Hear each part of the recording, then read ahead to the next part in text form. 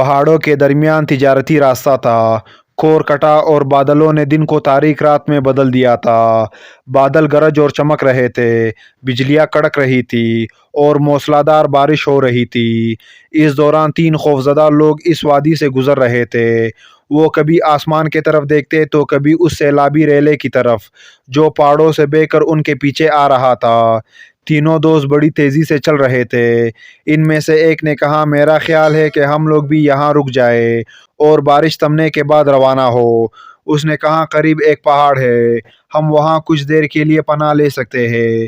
لہٰذا وہ تینوں شخص بڑی تیزی سے اس پہاڑ کے جانب بڑھے اور ایک غار میں داخل ہو گئے۔ غار کے منہ کی طرف سے تھوڑی بہت روشنی آ رہی تھی اور سیلاب کی گڑگڑاہٹ بڑھ رہی تھی۔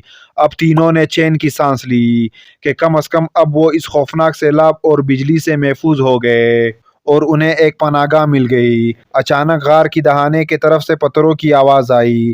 ایسا لگا کہ کوئی چٹان لڑک رہا ہو۔ ایک بڑا چٹان غار کے منہ پر آ کر رکا اور غار کا منہ بند ہو گیا۔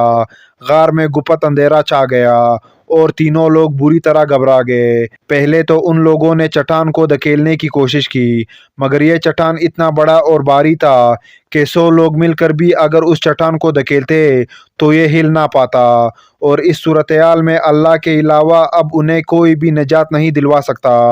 اب تینوں آپس میں کہنے لگے کہ اللہ کی قسم، تمہیں اس مصیبت سے اب تو صرف سچائی ہی نجات دلا سکتی ہے۔ بہتر یہ ہے کہ اب ہر شخص اپنے کسی ایسے عمل کو بیان کر کے دعا کرے جس کے بارے میں اسے یقین ہو کہ وہ عمل اس نے خالص اللہ کی رضامندی کے لیے کیا تھا۔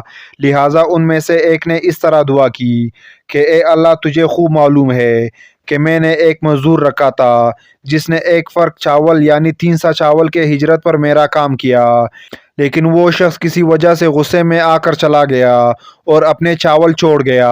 میں نے اس 1 فرق چاول کو لے کر کاشت کیا، پھر اس سے اتنا کچھ ہو گیا کہ میں نے پیداوار میں سے گائے بیل خرید لیے۔ اس کے بہت دن بعد وہ شخص مجھ سے اپنی مزدوری مانگنے آیا۔ میں نے کہا، یہ گائے بیل کھڑے ہیں، ان کو لے جا۔ اس نے کہا، میرا تو صرف 1 فرق چاول تم پر ہونا چاہیے تھا۔ میں نے کہا، یہ سب گائے بیل لے جا، کیونکہ یہ اسی 1 فرق کی آمدنی ہے۔ آخر وہ گائے بیل لے کر چلا گیا۔ اے اللہ، اگر یہ ایمانداری میں نے صرف تیرے ڈر سے کی تھی تو غار کا منہ کھول دے۔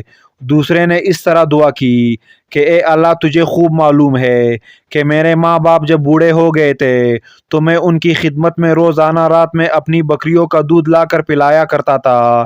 ایک دن اتفاق سے میں دیر سے آیا، وہ سو چکے تھے۔ ادھر میری بیوی بچے بھوک سے بلبلا رہے تھے، لیکن میری عادت تھی کہ جب تک اپنے ماں باپ کو دودھ نہ پلاؤں بیوی بچوں کو نہیں دیتا تھا۔ مجھے نہ انہیں بیدار کرنا پسند تھا اور نہ چھوڑنا، کیونکہ یہی ان کی غذا تھی۔ میں وہیں کھڑا ان کا انتظار کرتا رہا یہاں تک کہ صبح ہو گئی۔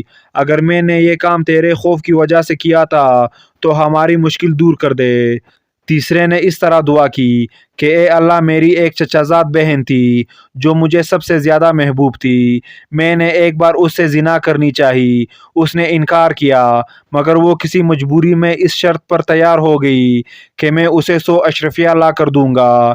میں نے یہ رقم حاصل کرنے کے لیے کوشش کی، آخر کار مجھے مل گئی، تو میں اس کے پاس آیا اور وہ رقم اس کے حوالے کر دی۔ اس نے مجھے اپنے نفس پر قدرت دے دی۔ جب میں اس کے قریب گیا تو اس نے کہا، اللہ سے ڈر اور مہر کو بغیر حق کے نہ توڑ۔ میں کھڑا ہو گیا اور 100 اشرفیہ بھی واپس نہیں لی۔ اگر میں نے یہ عمل تیرے خوف کی وجہ سے کیا تھا تو ہماری مشکل آسان کر دے۔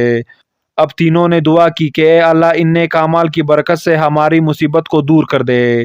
انہوں نے روتے ہوئے ہاتھ اٹھائے اور کہا، اگر تو جانتا ہے کہ یہ سب کچھ تجھے راضی کرنے کے خاطر کیا تھا تو اس چٹان کو غار کے دہانے سے ہٹا دے۔